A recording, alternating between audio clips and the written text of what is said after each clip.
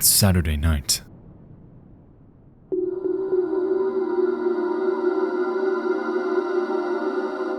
A bridge collapses in China. Twisters makes its worldwide debut. And over in one of Reddit's darkest corners, a peculiar mystery awaits.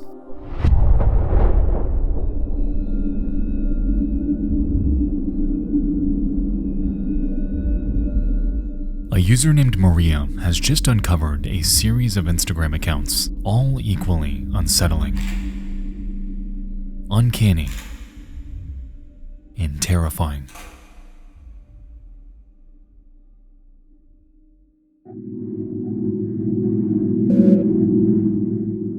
I came across a post on r/Instagram where someone mentioned these creepy Instagram accounts of people who are seemingly pretending to be kids. It reminds me of Pipergate in a way, and I feel like all of these pages are run by the same person because of the horrendous editing style that makes my eyes bleed.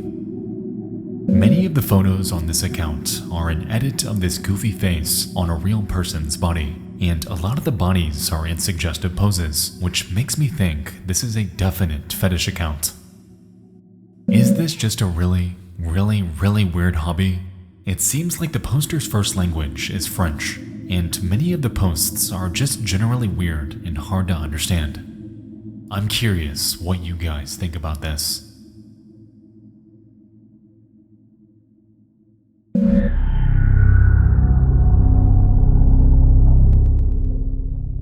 With Maria's post are photos from 3 accounts, all exhibiting highly similar behavior. Truthsticks11, Stephanie Schooley, and Smart Schoolboy 9. At a cursory glance, it's clear that all of these are connected. They all incorporate images of children, edited in a way in which their faces rest in the trenches of the uncanny valley. They all exhibit heavy synthetic makeup, have massive lips. Their heads are disproportionate. The saturation seems to be cranked up.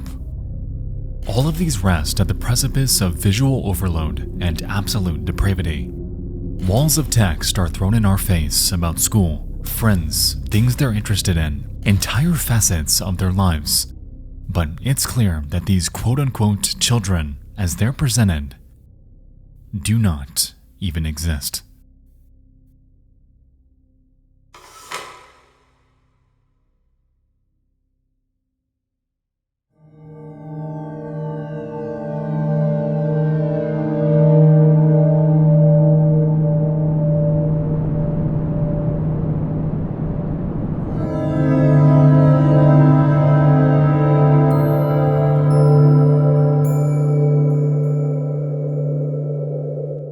It goes without saying that we've seen this type of behavior before. People online trying their hand at creating an ARG in hopes of generating online attention and viral clicks. But even still, I wonder, is this what we're dealing with here? On the account Truthsticks11, many of the early posts carry a considerable amount of irony. Their uploads take an almost condescending tone, lambasting the rise of online predators, following and commenting on the profiles of young boys. They take on this alias of an overly concerned parent and make post after post after post, sharing advice about potential danger online. In many ways, this contradicts everything we've seen so far in our limited investigation. This doesn't exactly add up, especially considering that just a few months later, and completely out of nowhere, Truthsticks begins to exhibit the very behavior they're criticizing. From March 2022 and onward, they morph from a concerned parent on a mission against online predators to displaying images of their supposed son in compromising positions, sharing a myriad of highly disturbing photo edits, and even begin to follow a handful of accounts that immediately set off red flags. Truthsticks11's erratic behavior appears like one massive self-report, someone on a tirade against the very thing they turned out to be, or perhaps have been all along. None of this made any sort of sense, leading many to speculate that, while yes, this is insanely creepy, is any of it real? What in the actual fuck? Really fucking weird. Not really sure the reason behind it. Maybe to groom kids or something, but it's really odd. This is probably the most disturbing thing ever uncovered on this subreddit. I asked the other day if anything actually sinister has ever been on here, but now I have my answer. I'm very glad that this sick person is getting exposed. If there's any exploitation material on their account, like some have been saying, nobody here should hesitate to report it to the police. Understandably, this post blew up. People left and right poured in, eager to find out who was doing this and why. It took hardly any time at all for Redditors to uncover other accounts in the same vein too, as Truthsticks and Schoolboy were far from the only ones involved here. As it turned out, there was a Schoolgirl Teresa, New Girl 12, a Stephanie Stansfield, and a trove of others, all spread out across various social platforms. By outward appearances, and with so many accounts involved, this almost looks like it's being done by a group. I mean, it has to be. They talk to each other, like each other's photos. There's no way this Schoolboy dude has enough time to run all of these, especially for something like an ARG, right? Well, not exactly. You see, Schoolboy, across all of his accounts, has a very, very strange way of putting on various personas. And on nearly every single video,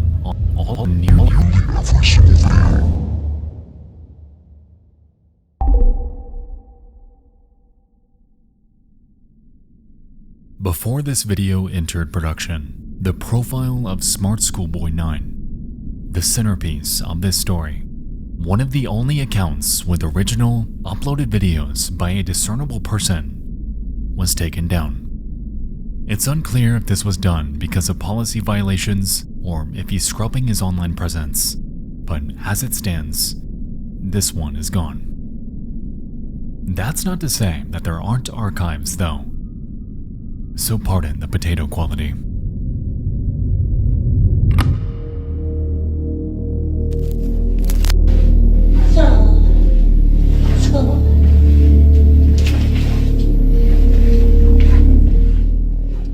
On the Smart Schoolboy 9 account, we can find a plethora of images and video of what appears to be a man dressed up in a school uniform. We can see him outside on walks, getting ready for school, and showing off his mini boots that he has a very strong fascination with. It goes without saying that this person is nowhere near the age of a child, despite his efforts to appear that way. On nearly all of his captions, he talks about his life in school, his experiences with other boys, reportedly also aged 8, 9, and 10, and even appears to gain access to classrooms on multiple occasions. So far, this behavior is incredibly weird and repulsive. However, these videos aren't outright illegal. Because of this, and combined with the activity on Truthsticks, some have passed this entire thing off as nothing but a massive LARP. Someone with far too much free time on their hands, and with very, very weird fixations. But after diving into this a bit more, though, I've found that that isn't quite the case. There's something I gotta show you.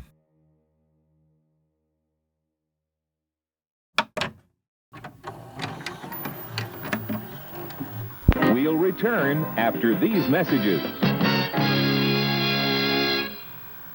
Alright guys, before we get to that, I'd like to tell you about tonight's video sponsor, NordVPN. In today's world, online privacy is feeling more and more like a pipe dream, something we once all felt like we had, but never really do. Every single day, everything you do online can be tracked by both your internet service provider and anyone else on your network, granting them unfettered access to your online footprint. Because of that, I'm pretty sure I'm going to be on a list somewhere because of the research I was doing for this video. Oh, but wait. No, I won't, because for the past year, I've been using NordVPN. NordVPN is one of my favorite tools to protect my online privacy. With the simple click of a button, my IP address is masked and my online activity is safeguarded behind a wall of next-generation encryption. NordVPN doesn't track, collect, or share any data that moves through its servers, ensuring that you can achieve a clean, secure browsing experience with no one peering over your shoulder. Right now, you can get a 2-year plan at a huge discount by using my link, nordvpn.com/nexpo. That link will get you the best deal on NordVPN, and it's risk-free with Nord's 30-day money-back guarantee. Once again, that's nordvpn.com/nexpo, or click the link in the description below. Thank you so much to Nord for sponsoring tonight's video. Now let's get back to it.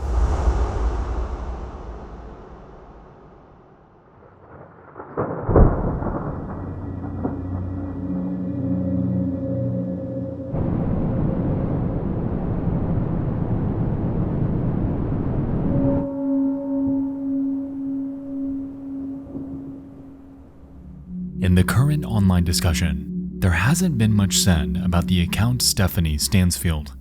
However, interestingly, it's one of Schoolboy's earliest and arguably most disturbing. Dating back to 2019, this man took on a persona called Stephanie. Since the creation of this page, he's gone forth to make a Twitter account, a Facebook page, and even numerous other Instagram handles, all under this alias. While he gives his other pages a considerable amount of attention, he, for some reason, took a strange liking to this one in particular. All across Stephanie's profiles, he can be seen dressing as her, discussing their experience in grade school, and, weirdest of all,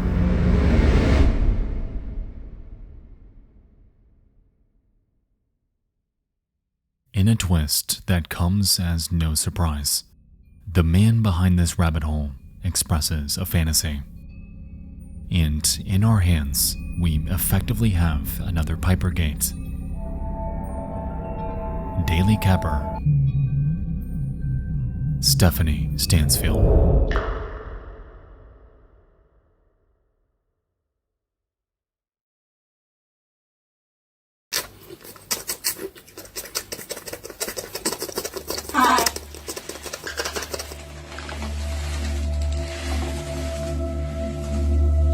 From Stephanie Stansfield.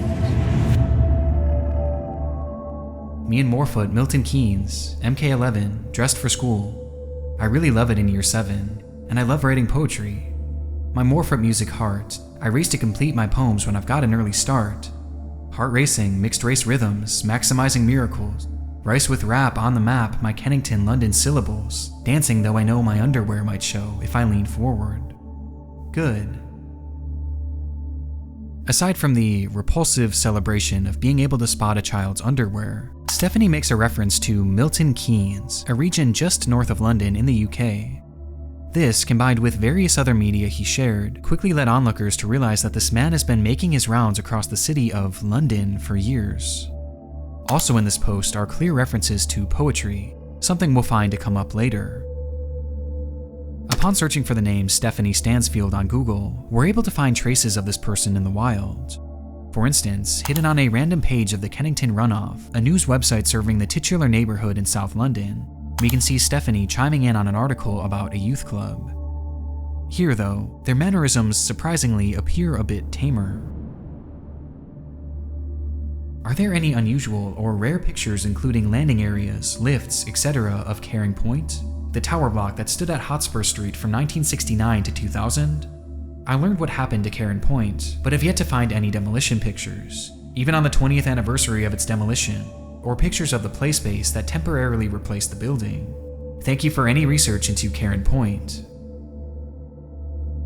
If we had no prior context to this person, this comment would exist in complete normalcy.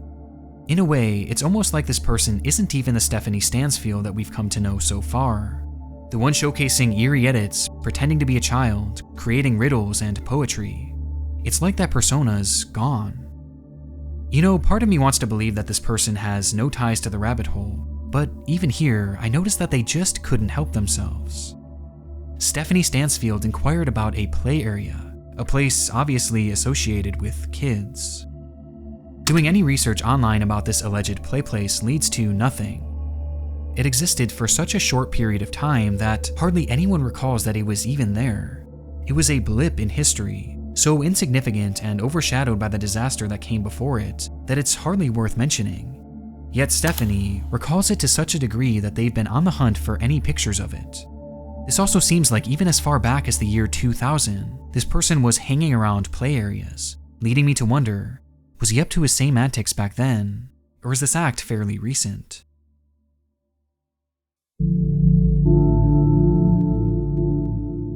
Also on the internet is another link, this time leading us to a PDF file of a 2018 publication by a London charity called the Streatham Society. Within this, they share a myriad of news and happenings around this area of London. However, on page 11, they include a segment called The Poetry Corner, in which we can spot a very familiar name. Hi to the Streatham Society, I'm Stephanie Stansfield and shy. I'm 12 years of age, year 7, I'm London born and lived in Streatham for a while. I've written a poem.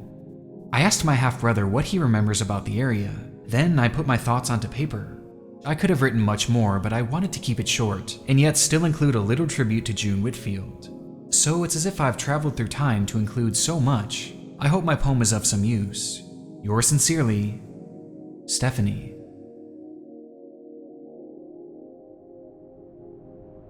After glancing at her writing, it's abundantly clear that this poem was not written by a 12-year-old. It shares details of buildings that were there in the 1990s, as well as references to TV actors that would be not only unrealistic for a child to remember, but impossible. But even through this mess, there is something to latch onto. In the poem, Stephanie refers to someone who has supposedly fed her this information about his life growing up in London decades prior. It's her half-brother, someone who's old enough to remember all of this. It's someone called David.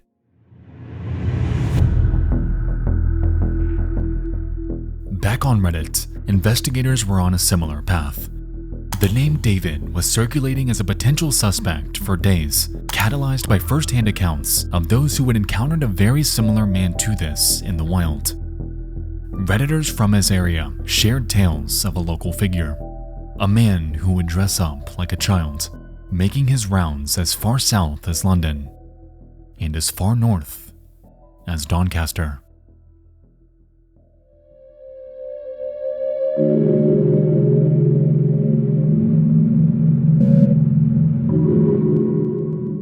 I'll be quite honest, I was really surprised when this guy popped up on my local city's subreddit. It's like one of them things that scared you as a child, then something reminds you of that as an adult, and it puts you back a bit. We're talking like 14-ish years back. I'm 28, almost 29 now. So he lived on my street while I was in my last few years of secondary school and first few years of college, age 14 to 17. He was very well known by pretty much everyone who lived around that area.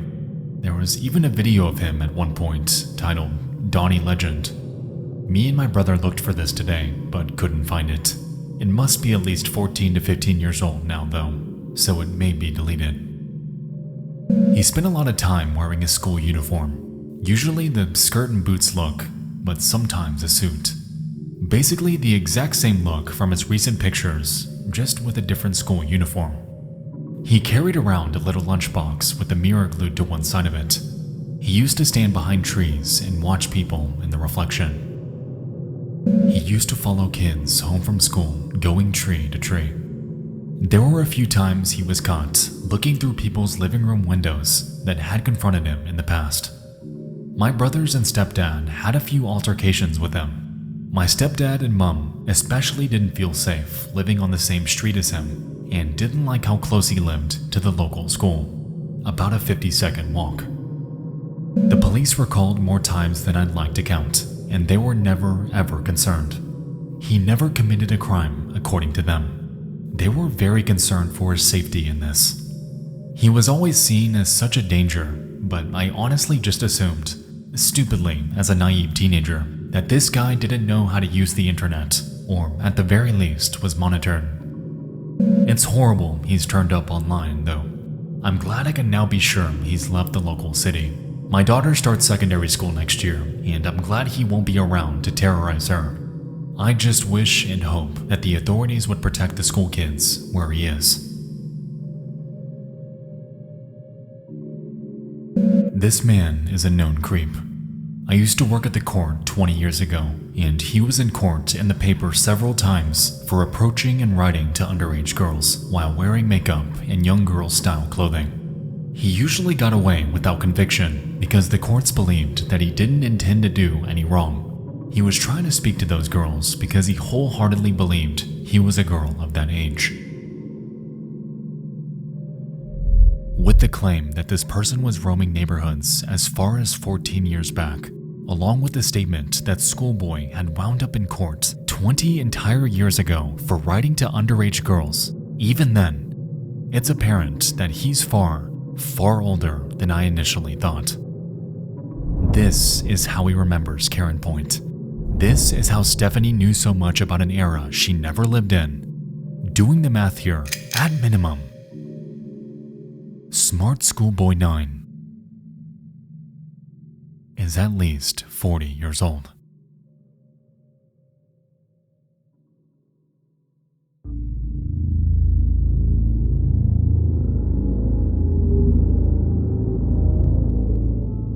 When I lived in Doncaster, there was a man who used to walk around dressed as a 1960s schoolboy who looked like he'd walked out of a black and white photo. I'm pretty sure his skin was painted white. People said he was called David. For decades, this man has been haunting neighborhoods around the UK, approaching children that are likely afraid of him, posting pictures of those that have no knowledge of his existence, and gravitating towards schools, seemingly under the belief that he's a child. Online activity by this person in which he's well-spoken and drops the act, though, like on his Facebook. He makes it clear that he knows what he's doing. This person is real, and this person is active. A local boogeyman, if you will, that shows no signs of stopping.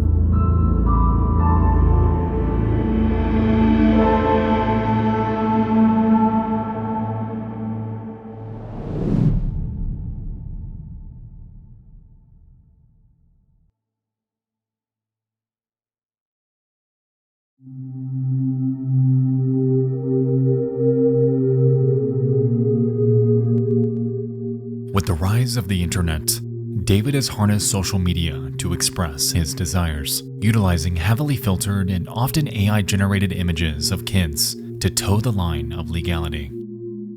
Like we've seen on many of his posts, he emulates parents, putting on a facade of concern for the very people he's allegedly preying on.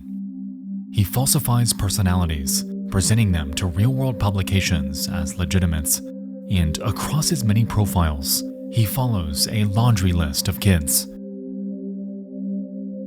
At the end of the day, Schoolboy and his plethora of alts are just the tip of the iceberg, and for all we know, countless other accounts could be hiding in the void of cyberspace. Personas emulating children, interacting with children, and creating edits of real kids that have no idea they're being posted online. This man follows countless minors, and whether he's physically harmed or has endangered any of them in the real world, at this point, we have no idea. Going by one of his videos, however,